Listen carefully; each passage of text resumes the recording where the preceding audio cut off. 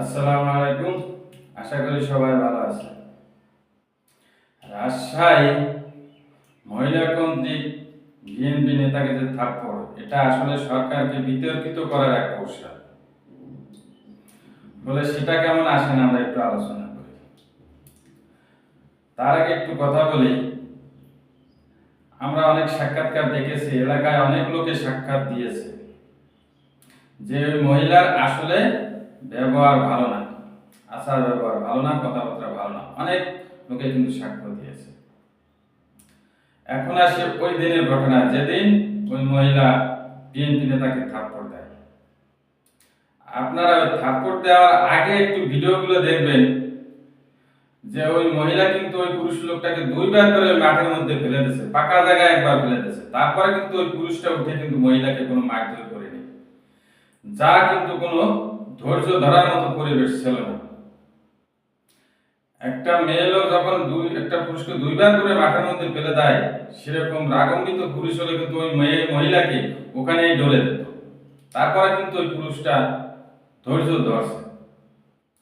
তারপর যখন একটা ফয়সালার জন্য ভিতরে গিয়ে বসা হয়, মহিলা তো চালাক মানুষ, এক ঢিলে দুই পাখি মারা টার্গেট নিয়েছে। প্রথমত তাকে নির্দোষ হতে হবে, দ্বিতীয়ত সারা দেশে বুঝাতে হবে যে বর্তমান সরকারি মহিলার আমলে মহিলারা নিরাপদ নয়। তাহলে কি করতে হবে? ওই মহিলা চালাকি করে আগে কিন্তু মোবাইলটা অন করছে, অন করে পুরুষ লোকটার দিকে তাক করে ধরে, অর্থাৎ ওই বিএনপির লোকটার দিকে তাক করে ধরে তারপর কিন্তু মহিলার থাপ্পড়টা দিয়েছে।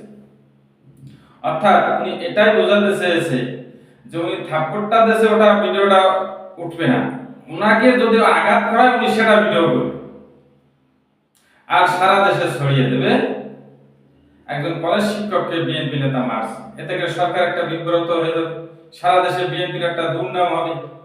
কেমন বুদ্ধিটা মেয়েটা চালাইছে, ওই শিক্ষিকা চালাইছে, চিন্তা করছেন? সে যে আগে অন্যায় করে বসে আছে সেটা কোনো খবর নাই, আবার সে যে আগে থাপ্পড় দিচ্ছে সেটারও খবর নাই, মাঠে অন্যায় করলো সেটারও খবর নাই। উনাকে যদি উনি আক্রমণ করায়, উনি সেটা ভিডিও ধারণ করার জন্য উনি ক্যামেরা আগে অন করে আছে। মানে এগুলো সব আসলে পরিকল্পিত। আর ঠিকই উনি যখন ক্যামেরা অন করে পুরুষ লোকটাকে আবার যখন থাপ্পড় দিচ্ছে, তখন তো পুরুষ লোকটা রিঅ্যাকশনে যাবেই। এতে কি তার দোষ? একটা মহিলা মানুষ এতগুলো পুরুষের সামনে একটা পুরুষের গালে থাপ্পড় দেবে, তা আবার অন্য পুরুষেরা সেটাকে দাঁড়ায় বলে দেখবে? ফাইজলামি কথা এটা। আর উনি যে পুরুষটা অ্যাকশনে গেল, উনি সেটাকে ভিডিও করা শুরু করলো দেশকে দেখানোর জন্য।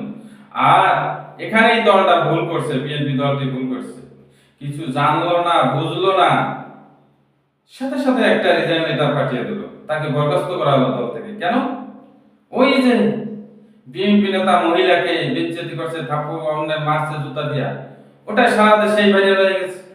বিএনপিও তাই করছে। বিএনপি কি এটা খেয়াল করছে? যখন তো আরো লোক ছিল, কেন তাকে আগে থাপ্পড় দিল মহিলা? পুরুষে কেন তাকে মারলো, সে কি তদন্ত করার প্রয়োজন ছিল না, জানার শুনেছিল না? তার মানে বিএনপি কি বুঝাতে চাইলো? যে আমরা নারীর নিরাপত্তা দিচ্ছি। ফাইজলামি কথা।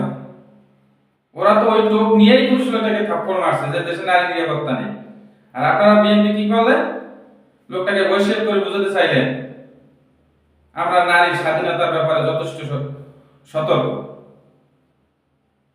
মাঝখান দিয়ে লাভবান হয়ে গেল স্বৈরাচারেরা, বিএনপির একটা উইকেট পড়ে গেল। এইভাবে আপনি কত জনের উইকেট ফেলাবেন? সারা দেশে তো এরকম চলছে। সারা দেশে বিএনপি নেতা কর্মীরা একটা টুপের মধ্যে আছে, কারে কখন কিভাবে হেনস্থা করে সরকারকে হেনস্থা করা যায়। আপনি কোন জায়গায় পাঠাবেন বিএনপি লোক? সে জায়গায় দেখবেন যে জায়গায় স্বৈরাচারের লোক বসা, বিএনপি নেতা নেত্রীকে দোষ ধরার জন্য, যাতে বিএনপিকে একটু বেকার, সরকারকে যাতে একটু বেকার ফেলানো যায়। তাই আমি সরকারকে বলবো, কাউকে বরখাস্ত করার আগে কোনো কিছু ভালো করে জানবেন, বুঝবেন, তারপর তাকে বরখাস্ত করে। ওই মহিলাটাই তো ভালো না। ওই মহিলার এসব সমস্ত কৌশল বুদ্ধি সারা দেশে সরকারকে একটু বিতর্কিত করে দেবে। অথচ অন্যায় করলো কিন্তু ওই মহিলাই শিক্ষিকায়। আজ এ পর্যন্তই। আপনাদের মতামত জানাবেন। আশা করি সবাই ভালো থাকবেন, সুস্থ থাকবেন। আল্লাহ হাফেজ।